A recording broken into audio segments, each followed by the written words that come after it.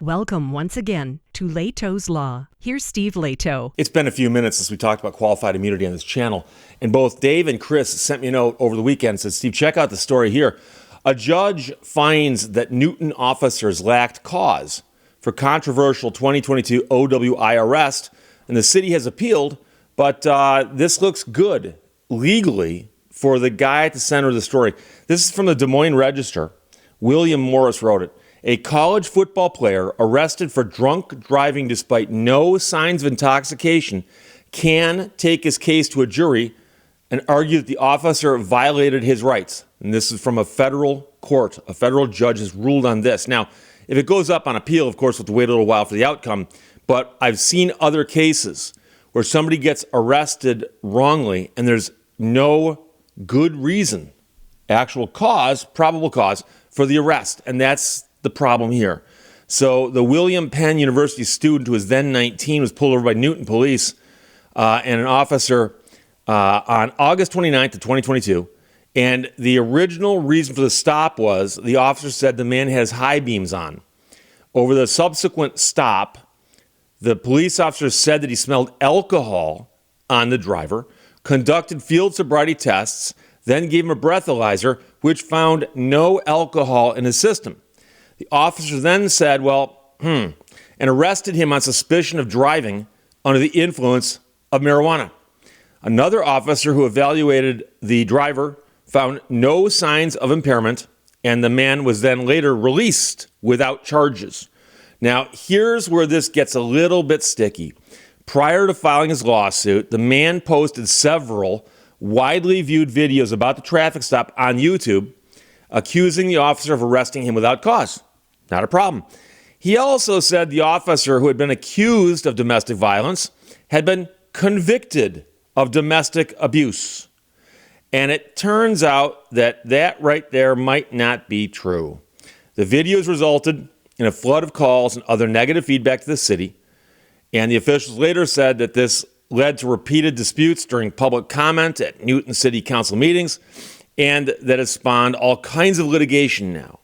So the man's lawsuit accused the officers of state and federal constitutional violations and false arrest, and against the city, negligent training and supervision of this officer and another officer who was on the scene. Now, the officers, represented by city attorneys, have filed counterclaims alleging that a variety of the man's statements on YouTube were defamatory. That included not only the domestic abuse allegation, but comments that the officer is not mentally fit for the job, and it sounded like a little kid. Now, I got news for you. Saying someone sounds like a little kid is not actionable.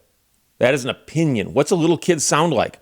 Likewise, not mentally fit for the job, I'm not sure that's actually something you can objectively measure. Subjective statements, which means they're open to interpretation, generally can't be actionable for defamatory causes of action, okay? Now, saying the man was convicted of something that he wasn't convicted of, that's something you'd measure. Was he convicted? Yes or no, okay? But is he mentally unfit? Who knows? Who knows? Who knows what that even means? So, district judge ruled Thursday the officers are not entitled to immunity on several of the claims. The judge wrote that, contradicting the officers' claims, video footage of the stop does not show bloodshot eyes or slurred speech from the driver. The officer exaggerated the man's supposed struggle to produce his registration and insurance paperwork, and that during sobriety tests, the driver was moving confidently and directing subtle and not so subtle verbal jabs at the officer in a manner that would have been difficult for an impaired person. The officers claim to have smelled alcohol, only to later arrest the man for marijuana, despite a lack of evidence of impairment, could lead jurors to conclude that the officer was simply manufacturing reasons for arrest by that point and had no legal basis to arrest the driver. So probable cause is not a high bar, the judge wrote, but it requires more than this officer had on that date. The judge did rule in favor of the city on several claims, finding that claims under the Iowa Constitution are no longer viable, and that the driver failed to show that the officer's actions were due to a lack of training or supervision from the city. On the officer's claims, the judge found that the driver's incorrect statement that the officer had been convicted of domestic violence could have been taken as factual by viewers to the detriment of the officer's reputation. So the officer's defamation claim on that statement, he said, can go to trial. Now, the question, of course, is when you say someone's been convicted of domestic violence, and it turns out they've been accused of domestic violence, is that really going to harm them all that much? But that's a different question. That's a question of how much the damages would be if there are damages. The real question always is it even actionable?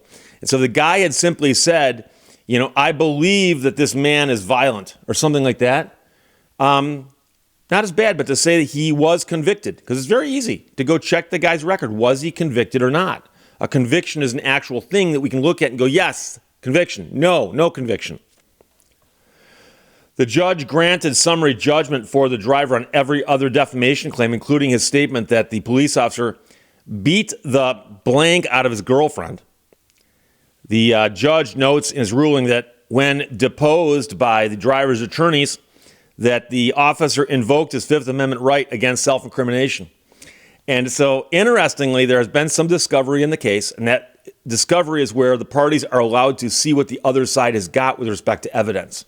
So before we go to trial, you got to show me your evidence, and I got to show you mine. And there's a whole process for it, okay? And so you're allowed to take the sworn testimony of the other party and of witnesses. And so apparently they took this guy's deposition and said, okay, let's talk about the relationship you had with this other person. Did you ever beat them? I'm taking the fifth. Okay. Now, see, if he had said no, then of course he could argue and say that was defamatory for them to say that I did, except they could go ask her if they could find her.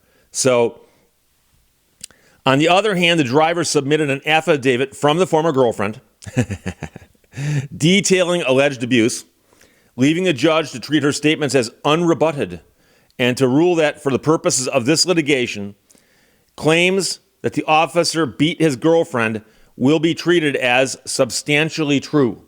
So in other words, truth is a defense to a defamatory statement for the most part. There are some extremely small exceptions, sometimes. That's for the three attorneys in the audience who are going to go, Steve, technically there's an exception. Okay, so the driver says that guy beat his girlfriend, okay? And the girlfriend apparently signed an affidavit saying yes. And the police officer said, fifth, I'm going to take the fifth. Didn't deny it and didn't admit it, but the judge is saying, well, technically speaking, we've got evidence on one side and nothing on the other. Counter it. So the judge also found that the driver's other comments from YouTube, such as describing the officer as on the slow side of the spectrum, were protected opinion under the First Amendment and ruled for him on those defamation claims. Those will not go to a jury.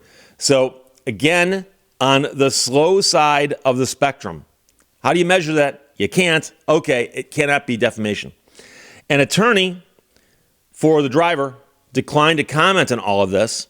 Attorneys of the city did not respond to a message seeking comment, but court records show that on Monday, they had filed a notice of appeal. So remember the district courts or the trial courts. Here's a ruling, pretrial ruling, and before it goes to trial, city is appealing this. And so if it goes up on appeal now, then a higher court will take a look at it and rule on whether or not it can go to trial. The important thing to remember here, though, is that the officer pulled this man over for driving with his high beams on. So that's my reason for the traffic stop. And so that right there will get you past the fact that he simply stopped the guy. He stopped the guy. But during the stop, he says that he encountered evidence of some form of impairment. But he said he smelled alcohol. So he went through the field sobriety tests and had the guy blow a breathalyzer because he presumably was saying the guy failed the tests, and apparently the guy blew the big old zero. Okay, now what? Oh, we're going to say he's impaired, but we're going to say it's marijuana. Okay, so did you smell alcohol or not? And did you smell marijuana or not? And because of the body-worn cameras, other people can watch the stop and go, there's nothing here to indicate this guy's impaired. And as the judge says, the guy made some snarky comments, which would be kind of difficult to do if you're impairment, if you're mentally off a little bit because you're impaired by drugs. And so the only thing about this case, I assure you, is the attorney who's handling it on that man's behalf just kind of wishes the guy hadn't posted those videos, or if he had, that he hadn't made the commentary, because that one statement saying the man was convicted of beating his girlfriend is something that is objectively measurable. Is it true? Is it false? Saying he hit her, saying he was mean to her, saying any of those things? Now, you might say, but Steve, whether he hit her or not, you can measure that too. Yes, you can. Yes, you can. But it turns out she's willing to testify and say, yes, he did. But the conviction is actually a step above something actually happening. Because to say that he hit her, how bad was it?